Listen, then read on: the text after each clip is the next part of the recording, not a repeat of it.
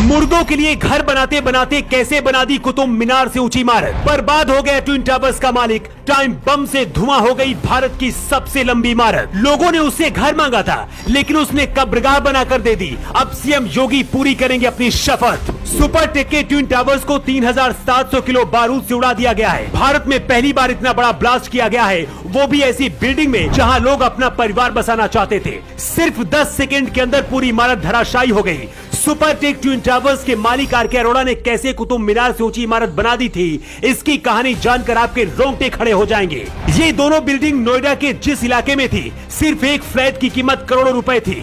हर किसी का सपना होता है कि अपनी कमाई से खुद का एक घर बनाए, लेकिन अगर करोड़ों रुपए देने के बाद भी आपको ऐसा घर दे दिया जाए जो कभी भी कब्रगाह बन सकता है, तो इससे बड़ा धोखा और क्या हो सकता है।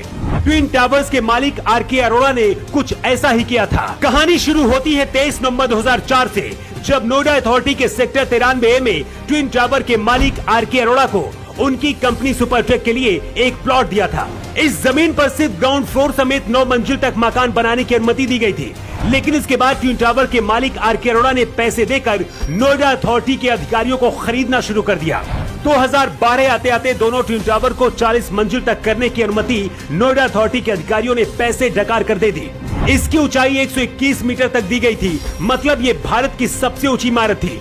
सिर्फ पैसे कमाने के लिए ट्विन टावर के मालिक आर के अरोड़ा ने ऐसा किया।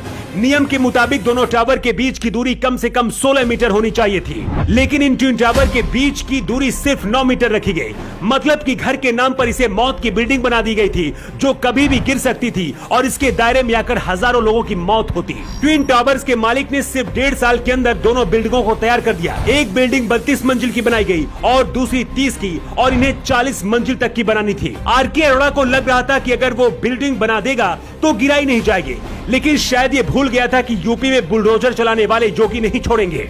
बीजेपी का आरोप है कि अखिलेश यादव सरकार में इसे बनाया गया था और योगी सरकार आते ही इस पर एक्शन लिया गया। जिन लोगों ने सुपरटेक ट्विन टावर में रहने के लिए घर लिया था, वो 2012 में इलाहाबाद हाई कोर्ट पहुंचे थे। इसके बाद सुप्रीम कोर्ट ने 2021 में इसे गिराने का आदेश दे दिया था।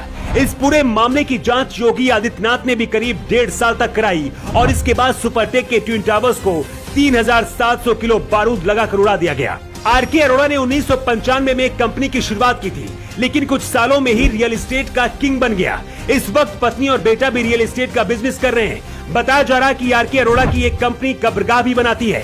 इस वक्त दर्जन भर से ज्यादा कंपनियों का मालिक बन चुका है अरोड़ा परिवार, जिनकी जांच अब योगी सरकार कर सकती है। इस बिल्डिंग के गिरने के बाद योगी आदित्यनाथ का भी बयान आ गया है। सीएम योगी ने कहा है कि आरोपियों को किसी भी हालत में नहीं छोड़ा जाएगा। जनता के साथ इतना बड़ा धोखा करने वाले ट्विन टावर्स के मालिक को कैसी सजा मिलनी चाहिए, कमेंट बॉक्स पर आप लिखकर जरूर बताएं। न्यू टाइम्स के लिए रिपोर्ट।